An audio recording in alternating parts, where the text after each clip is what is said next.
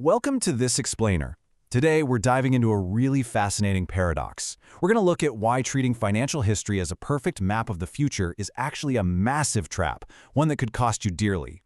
We're always taught that the best way to know where we're going is to look at where we've been, right? But when it comes to the economy, money, and human behavior, relying entirely on the past is a pretty much guaranteed way to get completely blindsided. So let's kick things off with this brilliant thought from Stanford professor Scott Sagan. It perfectly sets up the core myth we're busting today, the whole idea that historical data alone can reliably predict the future economy. Sagan says, things that have never happened before happen all the time. Think about that for a second. History is, quite literally, the study of surprising events. Yet, ironically, investors and economists look at a timeline of massive unpredictable surprises and try to use it as an unassailable guide for tomorrow. It's absolutely smart to study history to see where people tend to mess up, but it is definitely not a crystal ball. And that brings us to Section 1. Historians are not prophets. The danger of treating investing like physics. We all naturally want to trust experts who come armed with mountains of historical data, right? It's human nature. But we easily fall into this historians as prophets fallacy.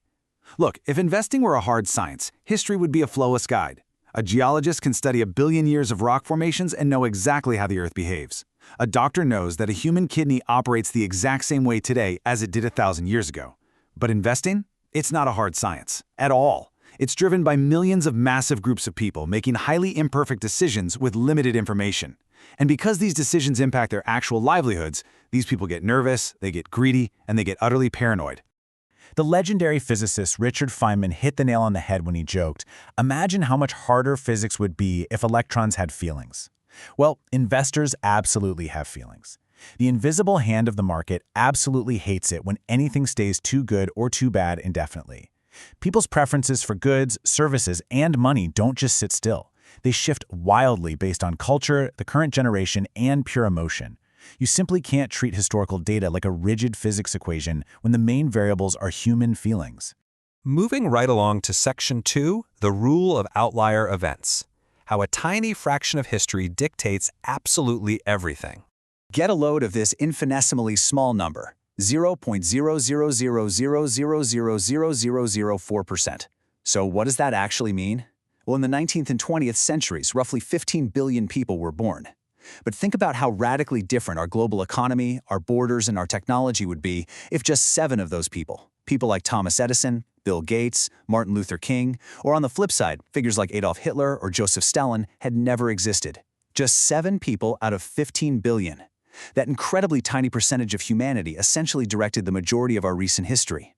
The most important events in historical data are almost always the massive, unprecedented outliers. It's crazy how easily we underestimate compounding surprises. Just look at this domino effect. On the surface, it feels totally unintuitive to link 19 hijackers on September 11th to today's massive weight of student loan debt, right? But follow the chain reaction. 9/11 happens. The Federal Reserve cuts interest rates to stabilize the economy. That cheap money helps inflate a massive housing bubble. The bubble bursts, triggering the financial crisis. The job market absolutely collapses, sending tens of millions of people to seek refuge in a college education. And boom, suddenly you're looking at $1.6 trillion in student loans. That is exactly what happens in a world driven by a few outlier events. The real danger creeps in when we use things like the Great Depression or past wars to baseline our worst-case scenarios for the future. We forget that those events had literally zero precedent when they happened. Think about the ancient scribes in Egypt who tracked the high water mark of the Nile to predict the worst possible future flood. Or the engineers at the Fukushima nuclear reactor who built it to withstand the worst historical earthquake on record, but completely failed to imagine that an even worse tsunami could hit. Assuming that the absolute worst past event is the ceiling for tomorrow? Well, that's not a failure of analysis. It's a fatal failure of imagination. The legendary psychologist Daniel Kahneman sums this up perfectly. Normally, when we're surprised by something, we tell ourselves, okay, I'll never make that mistake again, and we just bump our boundary of what's possible a tiny bit further out. But Kahneman points out that the correct lesson to learn from surprises is simply that the world is surprising. We really shouldn't use past surprises as a strict boundary for the future. Instead, we have to use them as an admission that we honestly have no idea what might happen next. Which brings us to Section 3, structural changes over time. Why old data decays in a rapidly changing world. Take a look at how the average gap between U.S. recessions has stretched over the last 150 years. In the late 1800s, it was about 2 years. By the early 20th century, it was 5 years. Late 1900s, 8 years. And then we saw a massive 12-year stretch after 2007. Now, there are plenty of theories as to why. Maybe the Fed got better at managing things, or maybe we just shifted from a heavy boom and bust industry to a service economy. Honestly, the exact cause doesn't even matter as much as the undeniable fact that the rhythm of history has structurally changed. And you see this decaying of historical relevance everywhere you look in finance. Personal financial advice from a generation ago, it's outdated. I mean, the 401k is only 42 years old. You literally can't compare retirement data from 1960 to today. Or think about venture capital. Back when Nike was founded, venture capital basically didn't exist. You had to rely on super risk-averse bankers. Today, single VC funds are larger than the entire industry was a generation ago. And the S&P 500? It didn't even include financial stocks until 1976, and tech stocks were virtually non-existent 50 years ago. Now they completely run the show. You're comparing apples to oranges if you reach too far back into the data. So let's look at Section 4, the Benjamin Graham paradox, where even the godfather of value investing had to throw out his own rules. Benjamin Graham wrote The Intelligent Investor, which a lot of people consider the absolute investing Bible. It's packed with step-by-step mathematical formulas to get rich.